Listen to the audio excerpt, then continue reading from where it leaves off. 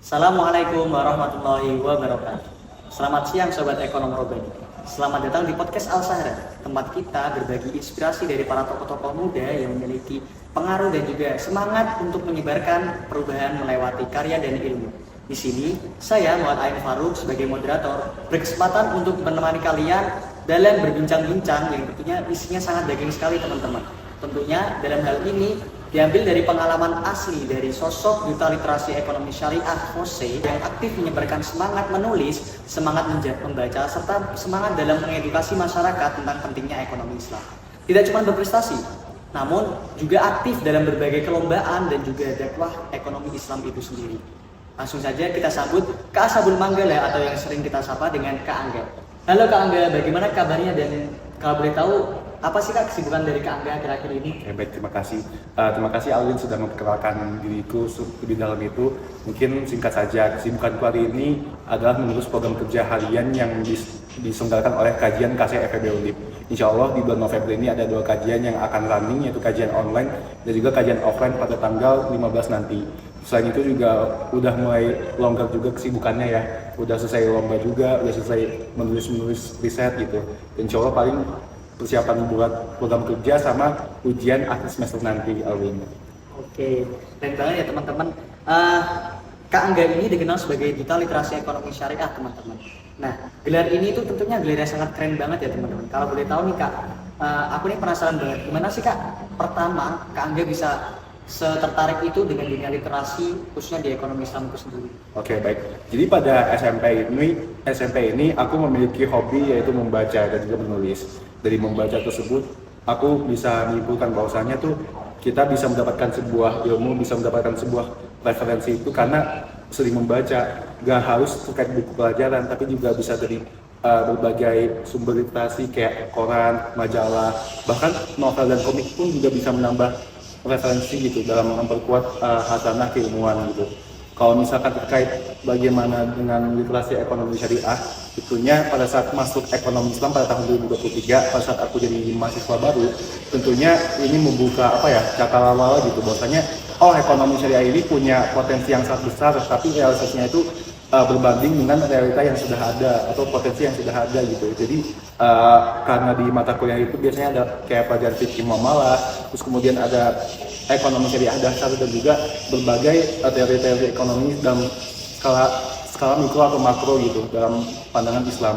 Jadi dengan literasi ekonomi syariah ini juga bisa memperkuat gitu. Ternyata mahasiswa ekonomi syariah ini harus memiliki pemahaman yang mendasar gitu, supaya kita bisa mempromosikan atau memberikan dakwah-dakwah ekonomi syariah di masyarakat halayak atau mungkin di lingkungan kecil itu di skala fakultas, di skala universitas maupun di skala nasional nantinya akan berguna baik setelah lulus dari ekonomi Islam maupun di masa depan nanti gitu.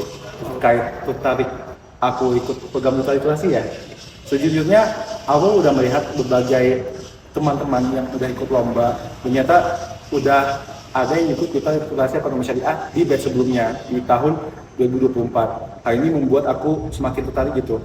Baik, gimana ya kalau misalkan aku gak cuma ikut lomba, tapi aku juga bisa sharing dakwah ekonomi syariah di masyarakat gitu. Lalu aku coba deh tertarik ikut program literasi ekonomi syariah batch 5 yang diadakan oleh Konseil Nasional dan alhamdulillah keterima sebagai 19 dari 20 duta literasi yang ada di seluruh KC gitu. Setelah kita mendengar dari pengalaman pertama yang buat Kak Angga tertarik itu sendiri ya teman-teman. Tentunya nih aku ada penasaran satu pertanyaan nih Kak. Ada nggak sih selama ini sosok inspiratif yang sangat Kak Angga idolakan gitu, yang bisa jadi panutan Kak Angga sampai saat ini? Jujur kalau sosok inspiratif itu semuanya berperan ya dalam bagaimana aku bisa berkembang sampai sekarang, mulai dari orang tua, terus kemudian dari dosen-dosen atau mungkin dari guru-guru saat SMP, SMA yang sudah membimbing sekaligus memberikan pemahaman gitu. Dan juga mungkin kalau di lingkungan universitas tentunya teman-teman ini juga memiliki role model yang sangat bisa menginspirasi aku hingga di posisi sekarang. Jadi role model ini tidak harus dari sosok tertentu, mereka siapa saja gitu, baik dari orang tua, dosen, guru maupun dari teman-teman itu sendiri gitu. Oke, setelah kita mendengar dari sosok inspiratif yang dijelaskan Kak Angga tadi, sekarang kita akan masuk ke pembahasan yang sangat inti teman-teman, yaitu sebagai duta literasi ekonomi syariah itu sendiri.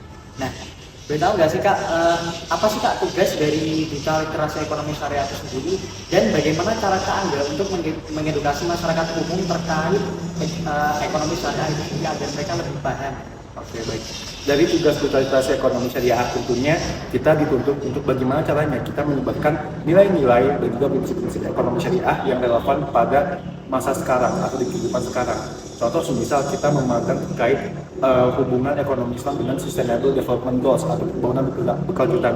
Apakah ekonomi syariah memiliki nilai tersebut? Tentunya ada. Dan itu juga banyak sekali ya kebijakan-kebijakan atau berita-berita terbaru dari pemerintah atau juga fenomena-fenomena yang menarik perhatian bagi kita, khususnya Gen Z dan juga mahasiswa yang sedang menimba ilmu gitu di kampus ini. Tentunya tugas Duta Literasi Ekonomi Syariah itu adalah selain menyebarkan melalui konten-konten atau melalui tulisan, kita juga dituntut untuk bisa menyebarkan sekaligus memberikan pemaparan yang sangat luas gitu terkait ekonomi syariah, mulai dari MC, moderator, bahkan menjadi pemateri di berbagai kajian-kajian atau forum-forum keilmuan dari KSI itu sendiri.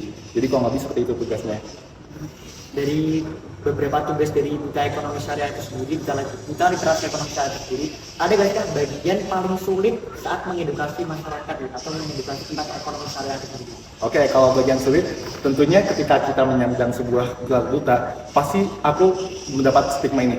Wah, Angga ini duta pasti hebat di bidang ekonomi syariah. Tidak seperti itu ya teman-teman, karena esensi kita sebagai Duta Literasi Ekonomi Syariah adalah kita selalu belajar dan memahami berbagai pandangan ekonomi syariah dari berbagai perspektif.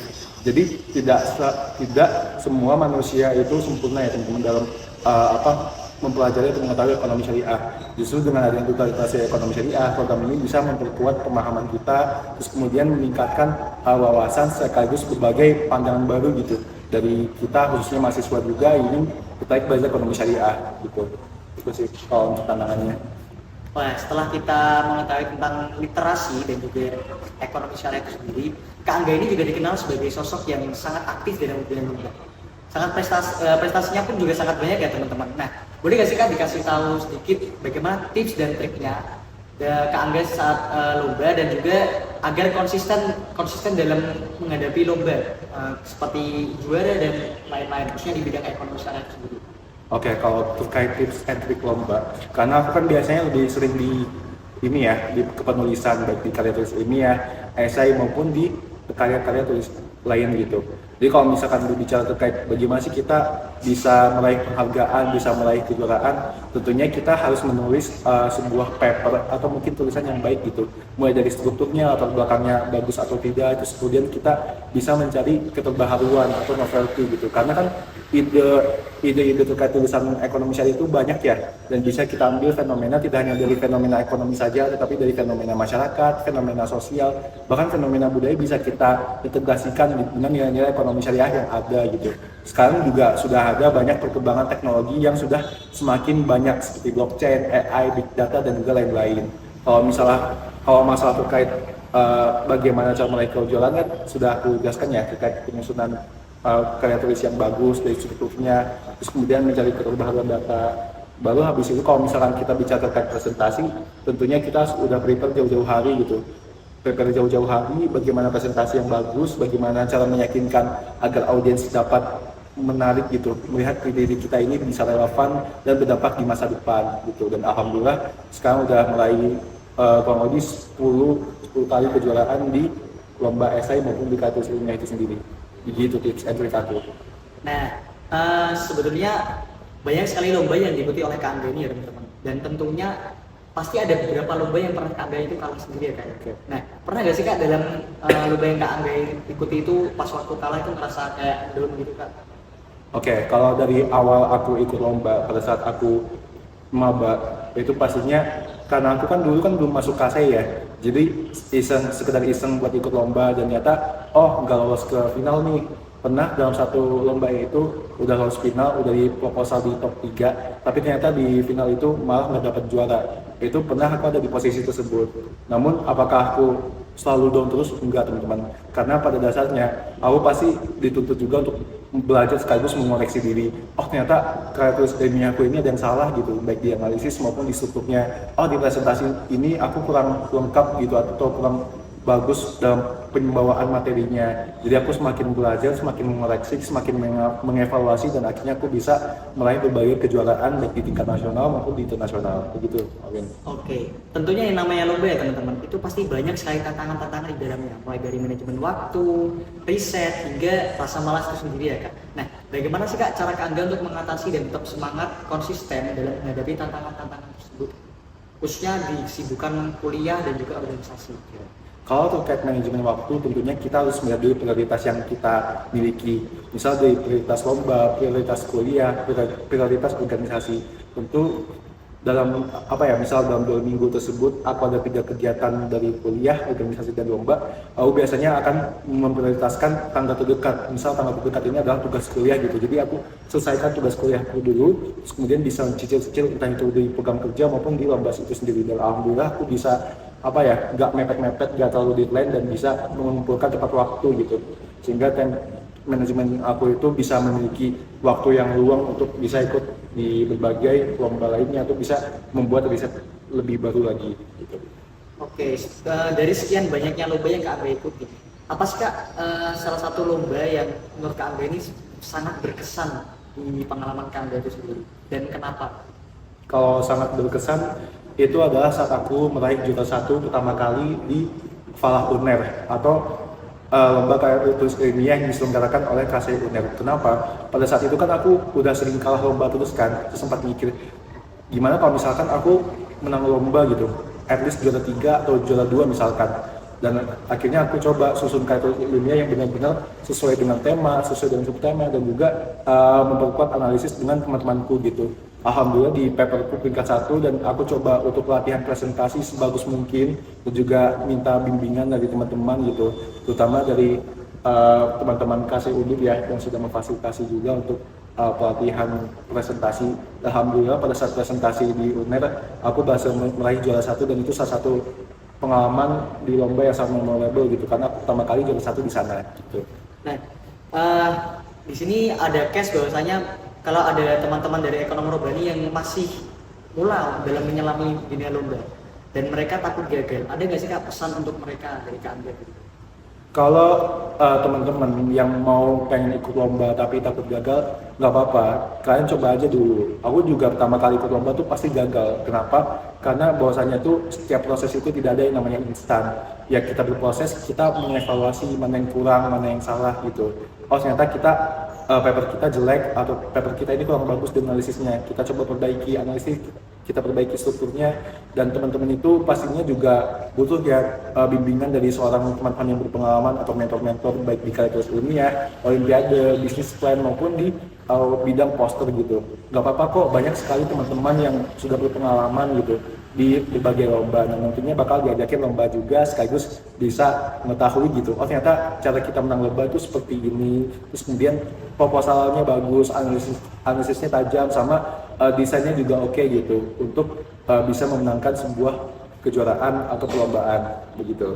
Oke, setelah kita mendengar dari beberapa pengalaman yang keren dari Kak Angga ya teman-teman, ini ada satu pertanyaan terakhir sih Kak. Nah, kira-kira bagaimana harapan Kak Angga pada generasi muda sekarang ini, khususnya umat muslim, generasi muda umat muslim di Indonesia dalam mengembangkan ekonomi syariah di Indonesia? Kalau untuk harapanku ya terkait ekonomi syariah di masa depan, jujur bahwasannya pada tahun 2045 itu merupakan 100 tahun Indonesia merdeka ya, 100 tahun Indonesia emas, dan juga kita di usia tersebut sudah usia produktif yang dimana sudah ada bonus demografi, dan yang tentunya kita memiliki potensial ya bahwasanya Indonesia ini merupakan negara muslim terbanyak di dunia. Maka dari itu harapanku terhadap masyarakat Indonesia nantinya di ekonomi syariah masa depan adalah kita bisa menghadirkan dakwah ekonomi syariah yang lebih inklusif. Bukan hanya masalah literasi saja, tapi juga di inklusinya gitu. Di inklusi bagaimana kita bisa menggunakan produk perbankan syariah, mulai dari menghindari riba, terus kemudian menghindari dari segala transaksi haram kayak judi, atau mungkin kayak misalkan kita mau transaksi tapi yang ke produk haram misalkan. Dan kita juga bisa mulai kayak kita punya bank syariah aja dulu untuk bisa berperan gitu dan meningkatkan inklusi ekonomi syariah di masa depan. So kalau misalkan kita mau dakwah literasi ekonomi syariah itu banyak kontennya gitu. Bisa cek di Instagram, bisa cek di YouTube, di TikTok, atau mungkin bisa cek di platform-platform lainnya yang sekiranya itu bisa menyediakan konten ekonomi syariah di masa depan. Kalau berbicara terkait masalah apakah ekonomi syariah ini hanya untuk orang Islam saja, tentu tidak teman-teman. Bahwasanya ekonomi syariah ini fleksibel, bisa terbuka bagi siapa saja gitu. Itu sih dari aku. Masya Allah, tabarakallah. Luar biasa banget ya Sobat Ekonom Robani. Obrolan kita hari ini bareng Kak Angga, yang seorang duta literasi ekonomi syariah itu sendiri. Dan bukan cuma berprestasi, tapi juga punya semangat luar biasa dalam menebarkan ilmu dan inspirasi. Dari cerita Kak Angga, kita belajar bahwa menjadi duta bukan hanya gelar dan penghargaan teman-teman, tapi tentang bagaimana kita terus berkembang, menginspirasi dan terus berkontribusi bahwa setiap tulisan, edukasi, dan setiap langkah kecil yang kita jalani bisa menjadi dakwah, asal diniatkan dengan niat yang ikhlas dan juga konsisten. Dan yang paling penting, ekonomi syariah bukan hanya sekedar teori teman-teman, tapi cara kita menjalani hidup dengan nilai keadilan, keberkahan, dan juga kemaslahatan untuk semuanya. Semoga semangat literasi yang dibawakan oleh Kak Angga bisa menular ke kita semua ya teman-teman, untuk terus membaca, terus menulis, dan juga terus menginspirasi tentang ekonomi Islam itu sendiri. Buat kamu Sobat Ekonom Robani yang lagi berjuang atau sedang memahami ekonomi syariah atau sedang menyusun karya ilmiah nih, ingat satu hal ini, perjalananmu mungkin gak akan instan, tapi setiap langkah kecil itu akan berarti di mata Allah Subhanahu wa Ta'ala. Jangan takut gagal, dan juga jangan takut memulai dari hal baru, karena dari langkah itu lahir sosok pemimpin-pemimpin yang Robani.